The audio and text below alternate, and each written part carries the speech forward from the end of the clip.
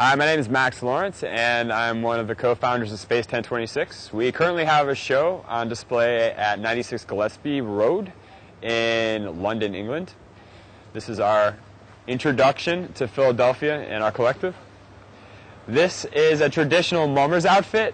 On New Year's Day, the unions of Philadelphia dress up and make costumes all year, and the unions compete in a thing called the Fancies, and they get drunk and dance, and they do something called the Mummer Dance, so something like this. And this is part of the tradition of Philadelphia. What we tried to do is we tried to bring in our collective's kind of general aesthetic and how we work together. We're not really we're not an art collective. We're more of a cooperative. We're people who share space together and exchange ideas, but we have no manifesto or any sort of ideas other than our space doesn't take corporate sponsorship. Individuals are more than welcome to if they like, and that we share our resources and our rent's cheap. So we start off in the room with one of the older artists from our space named Liz Rawelski. She's currently doing a photo series in conjunction with Kmart. These are lino cuts by Bill McWright. You have a crew of like lesbians that are like crazy affirmative about, you know, lesbian culture, and then you'll have a bunch of like alcoholic skateboarder dust heads, and they'll be in the same room together, and they'll have to get along. They don't have a choice. It allows things to come through like Claire Rojas and Andrew Jeffrey Wright. Something like, I hope the camera doesn't add 10 pounds to me. You know, like, who hired this fat lardo for the photograph? This sucks. You know, it's funny and it's sad, and it's kind of like you laugh to keep from crying, kind of like elements to it. To the absurdity of like Mr. E.T., you know? And then we have that kind of a neo-psychedelic element to this space. Like, there, with, you know, Fort Thunder and Paper Rad, there's always been a tight collaboration with those guys with us. And kind of what spawned out of it is this, I guess, neo-psychedelia, but really, really hyper-rendered and pretty demented, some of it.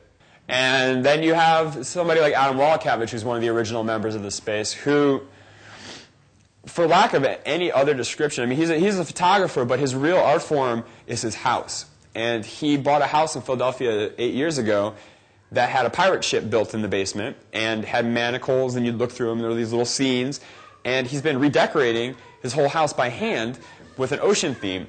So in one of these photographs you can see here, he's been making these octopus chandeliers. So he'll go to the Jersey Shore, kill some octopus, bring it back, cast it, make it into, you know, his chandelier. But the whole house is like that.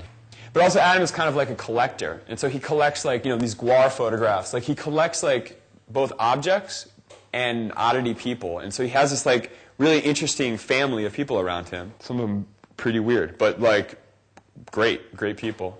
This work right here is from Ben Woodward, specifically this one, and it pulls itself from kind of a traumatic period for all of us. Our friend Becky Westcott, who moved to Philadelphia with all of us in 97, 98, was run over by a drunk driver in Old Lyme. Her eyes ended up being donated to somebody who needed a cornea transplant, like a lens transplant for somebody who had cataracts. And just this idea of like, you know, somebody's passed away and the organs are being farmed out, and like kind of the sadness that occurs with it, and like this like kind of like loss and tragedy. And so what used to be more of like a fun party element to what we were doing became more of it was a little more sobering. And then this over here is actually Jim Hauser's guitar. That was Becky's husband. Is Becky's husband still. Jim is definitely one of the best-known Philadelphia artists from our group. A sense of humor has been a really pretty important thing. So such things as like, you know, and on the day Rainbow Bright became a woman. Like the Technicolor Bloodstained. I mean, there's a certain kind of like perverse humor in it, but it also kind of brings you back to like a nostalgia of childhood, which like things are a little bit purer. So then we get to like people like Jason Muslin's work, who's heavily political, but at the same time like pretty funny. I mean, like this one's probably the most straightforward on, but the fastest route between obscurity and fame is a straight line of cocaine with the right person. That alone, like, works on a lot of levels. If you're dumb, you think it's funny because it's talking about cocaine. If you're smart, once again, you laugh to keep from crying, because the idea is it's true. If you're part of a cocaine network and you're part of people who can afford that lifestyle, that's where the money's at. So if you're inside that set, like, money makes money, you know? And it just seems like the more money you have, the more money it makes. Like Camel Cigarettes for a long time tried to get us to put advertising in. They're like, we'll pay you $2,000 a month if we put a Camel thing in the back of your space. And we're like, fuck you. Like, what are we, like, why? Just because we're smokers doesn't mean that we want to facilitate what you're doing. Like, you're doing this weird marketing thing with us, and it's not, there's no amount of money that you're going to be able to pay us that's worth it. Or Nike did the same thing. Nike's like, we want to put your book out. And that's when we started our own publishing company. And I was like, fuck that. Like, why are we going to, how much money are you going to give us? Well, you know, you get a book out. And I'm like, are we that vain?